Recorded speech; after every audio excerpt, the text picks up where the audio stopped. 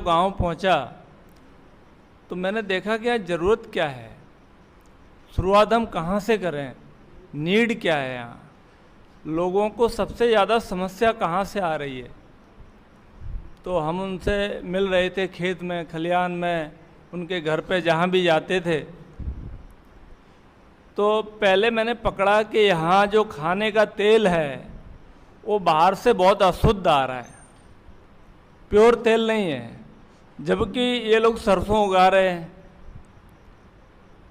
तो हमने लोगों से कहा कि आप तेल घानी क्यों नहीं लगाते, हम एक साझा प्रयोग करें तेल घानी का।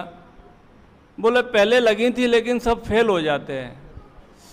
तो मैंने कहा फेल क्यों हो जाते हैं कि जो मिलावट वाला तेल आ रहा है वो सस्ता बिकता है, तो हमारा कोई लेता नहीं, वो चलता नहीं। तो हमने इसके पीछे थोड़ा होमवर्क किया, तेल घानी के पीछे, तेल के काम के पीछे। तो जो लोग सफल हो गए थे उनसे भी मिले और जो निष्फल हो गए थे उनसे भी मिले। तो जो निष्फल गए थे उनको मैं ऑब्जर्व कर रहा था, तो उन्होंने 2-3 मुद्दे मुझे बताए कि एक तो यहाँ पावर कंजम्पशन रेगुलर नहीं है, दूसरा यहाँ लेबर का प्रॉब्लम है, तीसरा जो सीड है, क्रॉप सीड है, वो होल द ईयर पूरी साल मिलता नहीं है। तो मैंने सॉर्ट आउट किया कि ये 3 मुद्दे पे हमें ज़्यादा काम करना है, और इन तीनों मुद्दों को जब हम सॉर्ट आउट कर पाए उसके बाद निकल के ये आया कि आज हमारी जो तहसील है वो सरसों के तेल का हब बन गया है। हमारी ज़रूरत से सरप्लस तेल जो हो रहा है वो बाहर जाता है, बाहर के टाउन एरियाज़ में जा रहा है, शुद्ध तेल जा रहा है। तो एक तो हम तेल में स्वावलंबन कर पाए।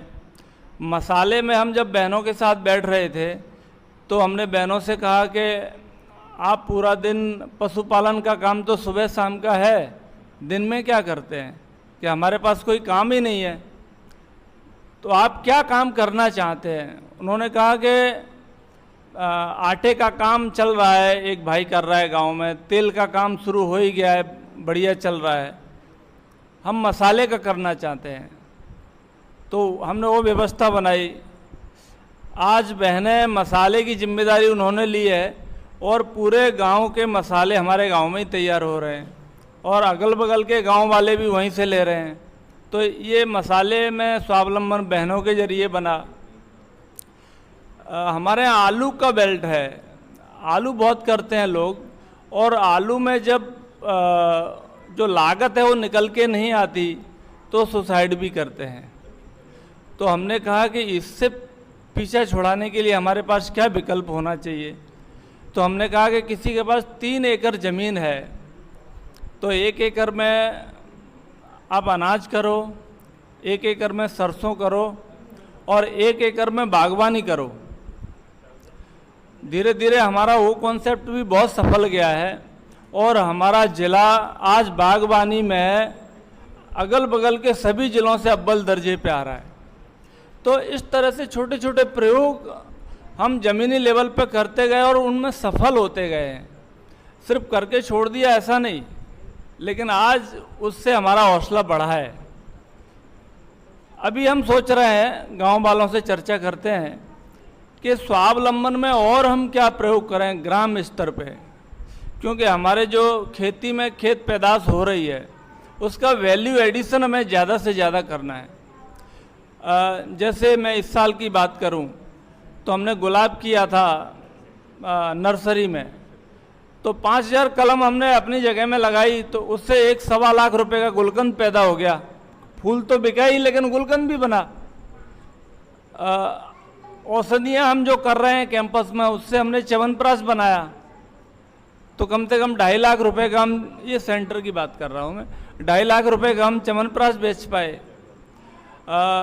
जो सब्जियां बच जाती हैं उससे हम पिकल्स अचार तैयार कर लेते हैं अपने, तो उसका हमने एक बाज़ार डेवलप किया है। कहना मैं ये चाह रहा हूँ कि छोटे छोटे जो स्वावलंबन के प्रयोग हैं उसकी शुरुआत हमने कर दी है और आगे हम बढ़ते ही जा रहे हैं लोक सहयोग के साथ। आगरा के पास राटोटी गांव है, आगरा से 55 किलोमीटर आगे इंटीरियर में फतेहाबाद रोड पे, ताजमहल के बगल से होके रोड जाता है। और कोई भी सज्जन आना चाहे तो मुझे बहुत अच्छा लगेगा। आपका वहाँ सेंटर है, आपको रहने खाने की व्यवस्था एकदम फ्री है। खाने के लिए ताज़े ताज़े फल हाथ से तोड़ के खाइए। आपको जितने दिन रहना है, 6 देसी गाय है, आप खूब आनंद से अपने परिवार की तरह रह सकते हैं। आपका निमंत्रण है, आमंत्रण है। बहुत बहुत धन्यवाद।